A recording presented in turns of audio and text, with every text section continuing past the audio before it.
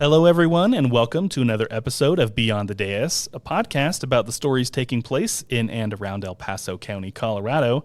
I'm your host, Scott Anderson, and today I am joined by Andrew Notbohm, the Executive Director of the Pikes Peak Regional Office of Emergency Management. How are you doing today, Andrew?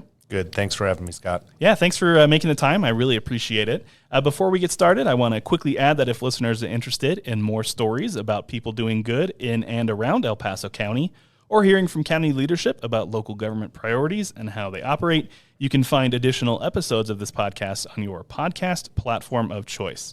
But to get started today, Andrew, I was wondering if you could share some background about yourself and how you ended up here at PPROEM. Well, yeah, again, thanks for having me. I'm really excited to be here today. So originally I'm from Wisconsin. I'm a Badger and a cheesehead, but I moved out to Colorado as soon as I could. So shortly after college, I relocated to Colorado. My emergency management journey actually started here in the Pikes Peak region. I was first off a contractor who specialized in mitigation and owned and operated a company called Fire Ready. And shortly after that, I joined the Colorado Springs Fire Department, was a mitigation specialist. I was there through 2012 in the Waldo Canyon fire before I moved up to northern Colorado, where I got into emergency management. I moved up to deputy director with the Boulder Office of Disaster Management, and then came down here to be deputy director for PPROEM about 2 years ago, and have since been the director for a little over a year. So it's been a great journey. Been involved in a lot of disasters in the state of Colorado, helped a lot of people. Very good, very good. So can you talk about how PPROEM was created and its role here within the Pikes Peak region? Yeah, so we are a joint office. We are an office of unincorporated El Paso County in the city of Colorado Springs. The one thing we know about disasters is they don't stick to jurisdictional boundaries, right? And so by having a regional office, we're able to leverage our four core areas, which include information, coordination, resources, and community support. A regional office is so key. We have a robust staff of 13 emergency management specialists between the city and the county. We have liaisons from a number of different agencies, including El Paso County Public Health, El Paso County Human Services. We also have a liaison from CSPD and CSFD. And by having all the right people in the room, we're better able to serve the entire region. And so how long ago did that switch happen? And what have you seen be the benefits come from that? Yeah, it was close to 5 years ago that the original IGA was signed. When you meld two organizations together, it takes a little bit of time to build culture and to build capabilities. Really, the director before me did a tremendous job of bringing the right people in the room. When I was able to get the position, we had an opportunity then to take the next step in looking at modernizing our emergency management program. I can think of, we had a 3-fire day 2 years ago where we had strong coordination between the city and the county. We had our mass casualty incident that we were able to help support the community. Also in winter storms, we've been able to support the community by looking at leveraging city and county resources. The Club Q incident I was speaking of, yep. Right. So through all of these various emergency situations that you've been through, not just here in Colorado Springs, but perhaps everywhere else that you've worked, what are some of the key learnings that you've got from that, and how have you been able to apply them in this current position that you're in? Yeah. So I've been involved in a number of large disasters, both natural disasters and man-made disasters in my time in Colorado. That would mention this with the Waldo Canyon fire. It was in Boulder for the 2013 floods, which were the most significant floods along the Front Range that the state had seen in close to 50 years. There was a mass casualty incident at Table Mesa, King Soopers up there, and then was the manager of the Boulder Emergency Operations Center during the Marshall Fire. So I've been part of a lot of different disasters. The big things that come out after action reviews during those disasters of having strong process, strong relationships, and strong communication. And so one of the things we've tried to develop here in the last couple of years is, are we planned and are we ready for whatever may come? One of the things that in my experience, and actually this goes back to September 11, one of the after action reviews after September 11 was there was a fundamental failure of imagination of what could happen.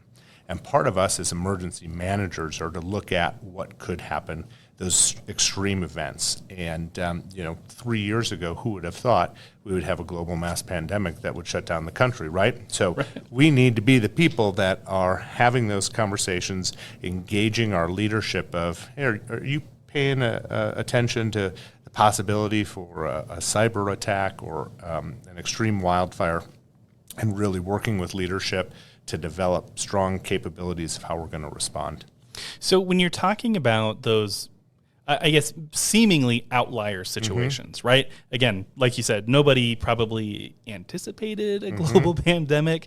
Cyber attacks, I think, while they're a little bit more kind of in people's minds, never really, I don't think many people think that that's something that they're going to have to specifically deal with on a regular basis. So when you're thinking about these larger type of events that maybe haven't happened before or, haven't had practice with, how do you prepare for that kind of thing? Yeah, so we are a mission-driven organization, and so our mission doesn't change. If we can get resources to people in our first responder, if we can get information and what we call common operating picture, so we're sharing the same information, we're being successful. If we are helping with coordination of our first responders at all different levels, local, state, federal, then that's part of our mission. And the other is to support the community with mass care, sheltering, food needs, transportation, animal care. So those 4 missions help drive us, and we can adapt those 4 missions to whatever hazard we face. And that's how we develop, and that's the emergency management approach of going, can we build capabilities that are for all hazards, and we're mission driven. Mm-hmm. So you mentioned that about 5 years ago is when the IGA was signed for to create this regional office. What have you seen from the office when it comes to managing those emergencies? How have you seen those two groups come together as one to create successful operations, I suppose? I'm going to knock on some wood here real quick, because we've been pretty lucky in Southern Colorado in that we've had many incidents and significant incidents, but compared to since Black Forest Fire and Waldo before, we haven't had those large disasters and then the floods that happened after the Waldo Canyon fire. So we've been fairly lucky here, but when we do have our smaller activations and when we have also exercises, which is a big part of what we do, we have the right people in the room. We constantly test our processes to make sure we're ready. Part of emergency management, by definition, is a continual process of improvement. And so we're looking at every time we have an exercise, a training, or a real-life event, and we've only had smaller events here in the last 2 or 3 years, we're doing after-action reviews and trying to incorporate lessons learned to improve our process for the next time. Thinking of last winter, we had a couple of significant cold weather events. Specifically to your question, we only had shelters open in the city of Colorado Springs, but we were able to establish transportation throughout the county to get people to those shelters, because where the population is where we had the most resources to help support shelters. So as an example, that's just a great way of working. We have our El Paso County transportation working with Mountain Metro to help support transport to the different shelters we had up in town. Another thing I'll say why having a regional office is so important is we're able to be the source of information. So one of the things we've done is we've really updated PPROEM.com as a definitive source for information, both in preparedness and response when we have an incident. So currently, if you go to PPROEM.com, we've got really good information there of how to prepare to evacuate, how to pack a preparedness or an emergency kit. And then when we do have disasters, we'll have mapping on that site of evacuation areas. That could be an evacuation order, an evacuation warning, a shelter-in-place order, and then also up-to-date information of what's happening related to the incident. Very good. And then speaking of preparedness, September happens to be National Preparedness Month. It's coming up here in a not too distant future. Talk to me about some of the things that the office does to promote preparedness throughout the region.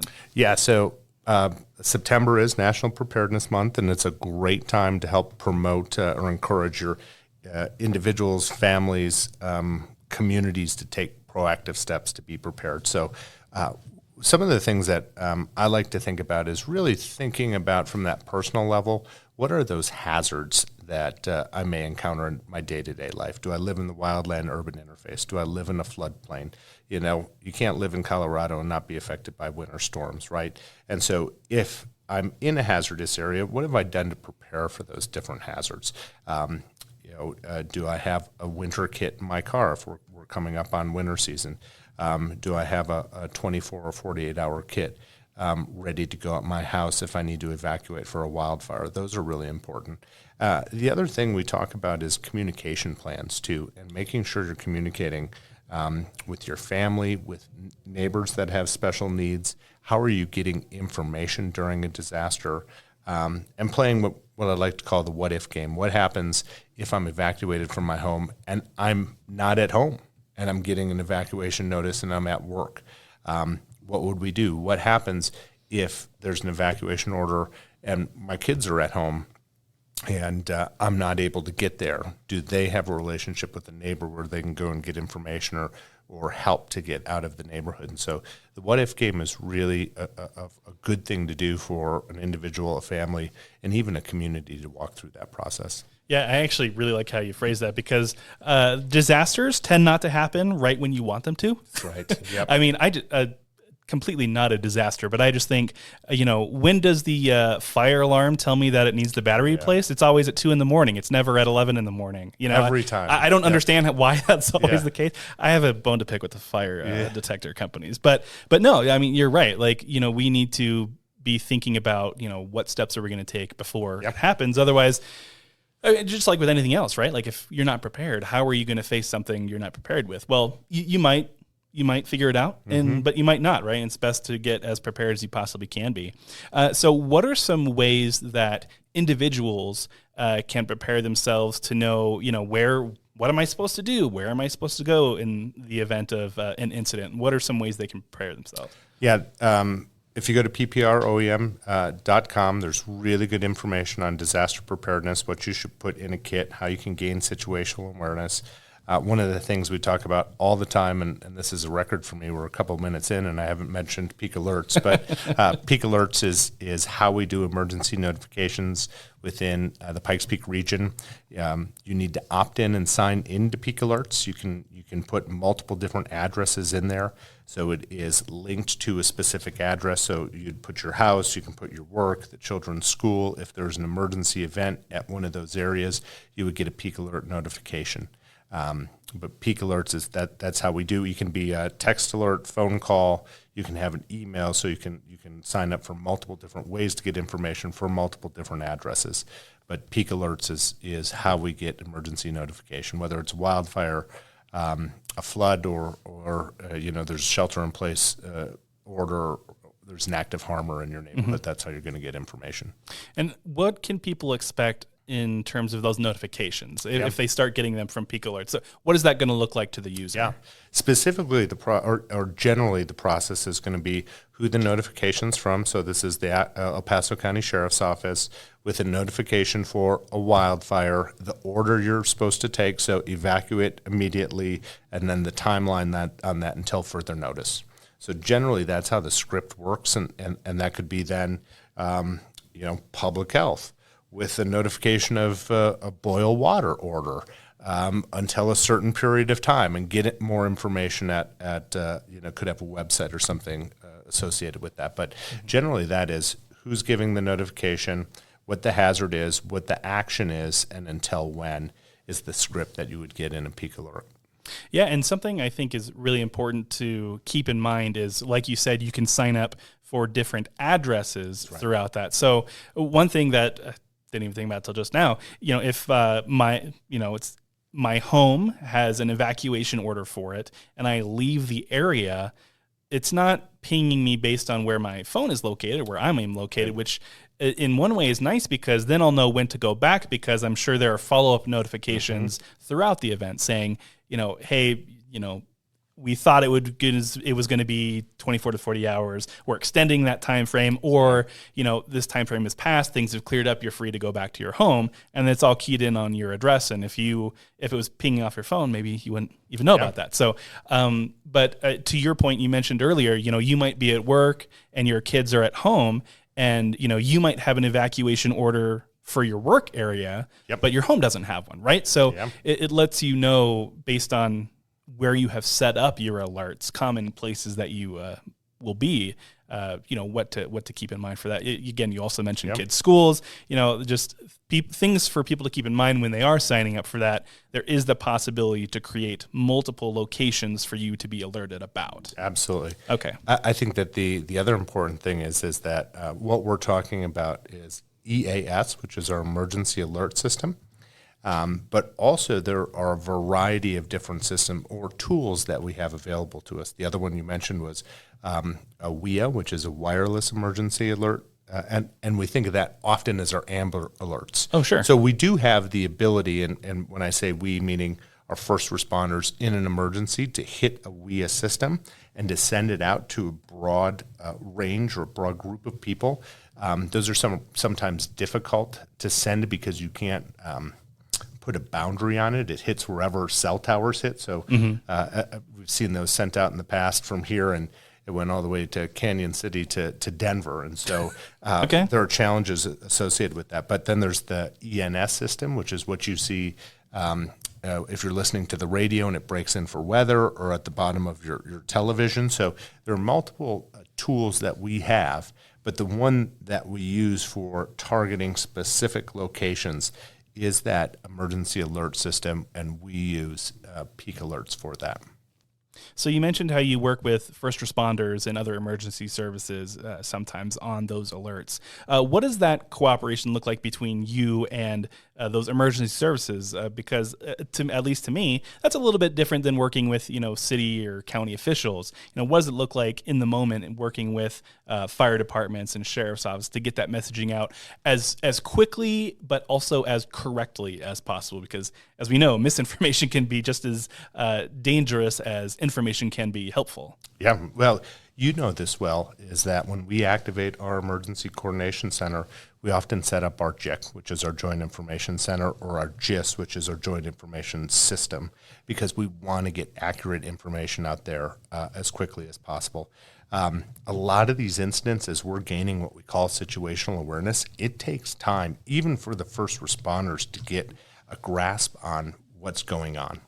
Really within the incident itself. So that's why we have our emergency coordination center, why we activate it, where we can get law enforcement, fire, EMS, search and rescue, communications, public works, transportation, animal control. We can go on and on with the different emergency support functions we have within our room, so we can get the right information from those people in the field. So often what this room does is it's activate our emergency coordination center, and then the people in the room have a connection with somebody in the field that's getting real-time information. But it takes a while to get that situational awareness. Once we have the situational awareness, then it goes to common operating picture, which is we're sharing all the same information. But our communication partners play a huge role in that.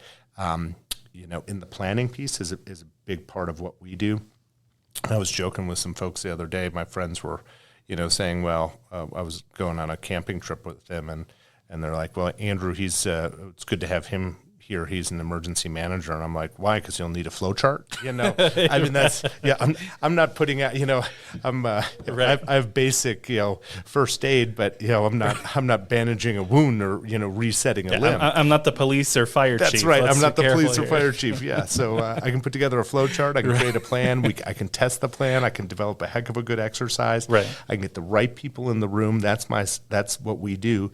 And then we can help support the community. Yeah, we're doing support and coordination where those elements in the field are actually doing command and control and putting the fire out. So we're supporting them, and then we're the connection to our policy group, our leadership, the county directors to our elected officials so they can make good information, and they're relaying information through me into our emergency coordination center so we can help support the community. That's really what we do.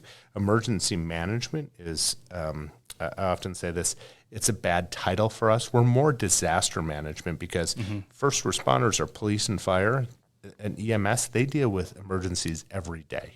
We deal with disasters. We deal with emergencies that get to the point where we can't help or we can't manage them with our local capabilities. We need to go outside for extra support. So have you been involved in an incident where you have had to call on help from the state or the federal level? Oh, yeah. And if so, I mean, what does that cooperation look like? We've talked mostly about, regional stuff locally, but what does it look like when you are extending your hands to the state level or the federal level? We have really good partners here with the state, especially in emergency management. We work with DHSEM, which is Division of Homeland Security and Emergency Management.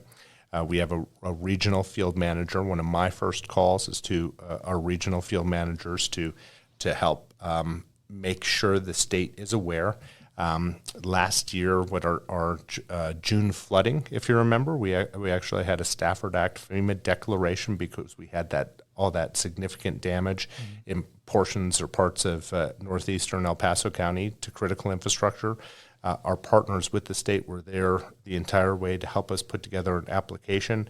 They were immediately receptive to our local declaration. The state then put pressure on the federal government to get a federal declaration. And once we were able to get that, what we call IA, which is to help for public infrastructure, then we could apply for IA reimbursement, which helps pay for 75% of rebuilding that infrastructure, and then the state helped pick up half of that 25%. So there was only 12.5% for local government. But we've got really strong relationships with the state and with the feds. Our regional field manager, who at that time was Meredith Nichols, and we ended up stealing her for the state, and now she's one of my deputy directors. And so, other than poaching their talent on occasion so we can get them in local emergency management, which is where I feel you can have the best impact on the community and really support the community. There's no place I would rather be than local emergency management. Awesome. Well, before we wrap things up, Andrew, I was just wondering if there's anything else you'd like to add that you think would be important for listeners to know about. If you haven't done so already, make sure you go to peakalerts.org and sign up for emergency notifications. Again, this is how you're going to get notified if there is an emergency in your area. You can sign up multiple different addresses, and you can also sign up for text, phone call, email, so multiple different ways to get that information. Be thinking about preparedness. It is when a disaster strikes is not the time to be prepared. The time to be prepared is now. Very good. Well, thank you, Andrew. I appreciate you taking the time today and for all the work that you do here in the Pikes Peak region. So thanks for being here on the show. Thanks again for having me.